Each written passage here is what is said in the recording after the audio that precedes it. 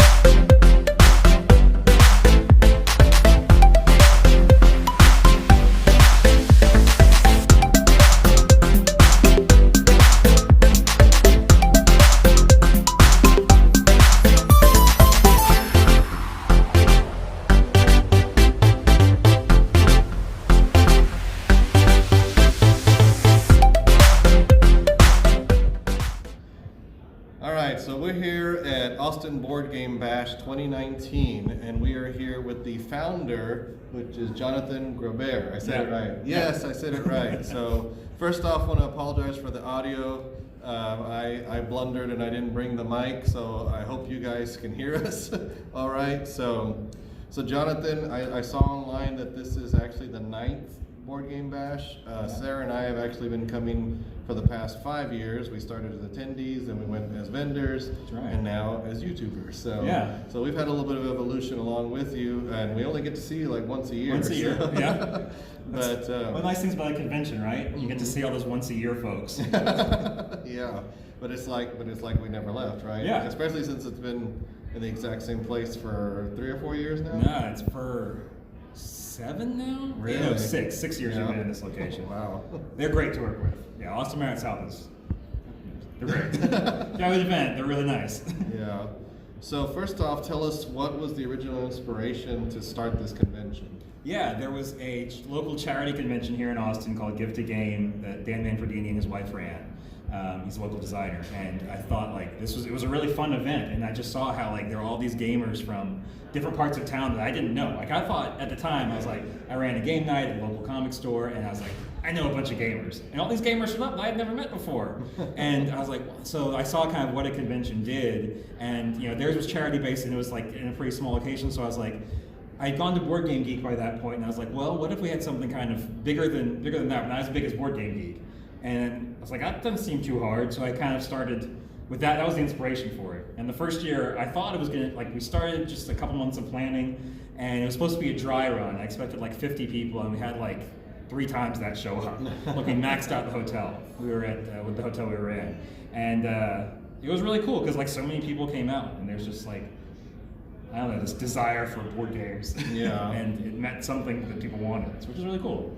Yeah, and that's one thing about this. What is the attendance up to now? I remember when we first started coming, it was around 300. I don't know if it's still there. Last year was just under 4, and we have a lot of walk-ups, so I don't know what it's going to be this time. But we're on track to be better than last year. Oh, I think our maximum was 2 years ago, which is about 420-ish. Yeah. So it's to kind of hit that 400 level, which is a good size convention where it's still comfortable without being overwhelming.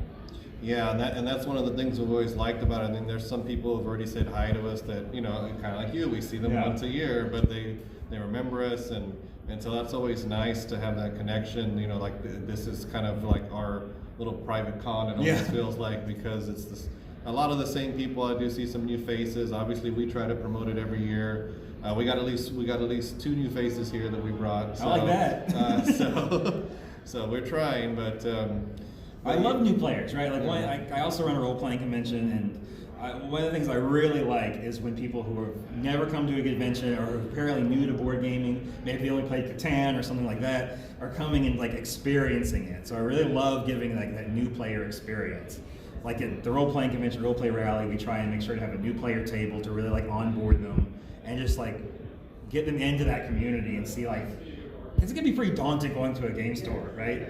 You know, even like really good game stores, it's like, it takes a bit of guts to like step into that environment. So even this is still very difficult, like, because there's just all these people, and if you can like really get those new players hooked, I think you give them like a lifetime hobby they can really step into. Yeah. And I love that. Well, awesome. Thank you. Well, of course, yeah, and you know, we're glad. Well, hopefully this will help promote you a little bit more. Hopefully, you know, year 10 next year will be a big deal. I don't know if you have anything special planned, or if you're kind of thinking about it yet. I don't know. I might just, yeah, I don't know what. Like the thought of like 10 years of running one of these. Like I'm an accountant. I don't run events, but I do. So I was a programmer when I started. So who knows what. Yeah, who knows where things are gonna go? But yeah, it's kind of neat thinking like the 10th year is next year. It's bonkers. Yeah. So anyway, well, thanks for talking to us, and we'll be checking out all the events this weekend. Yeah. So It's a good event. Good to see you guys. So thanks for coming out. yes, sir. Lastly, we wanted to highlight a couple of Kickstarter games by local creators at the convention. This one's called Beasts: Edge of Extinction. It is a take-that style game where up to 6 players assume the role of an ancient predatory beast, fighting for survival in a chaotic world. Each game, players face an onslaught of catastrophic events, opposing players, and even a perpetually persistent T-Rex hungrily in pursuit of his next meal. You.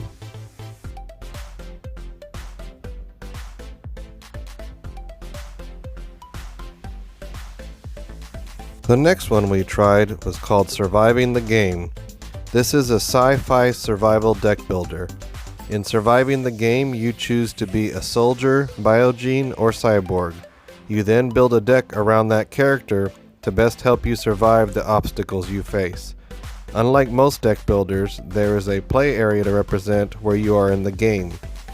You may move forward or backward by the rules to earn rewards. Like most deck builders, at the end, the one with the most victory points is the winner. Unfortunately, only those who live get to count. There was also a tournament. This is how Sarah did during the tournament. And this is how I did during the tournament.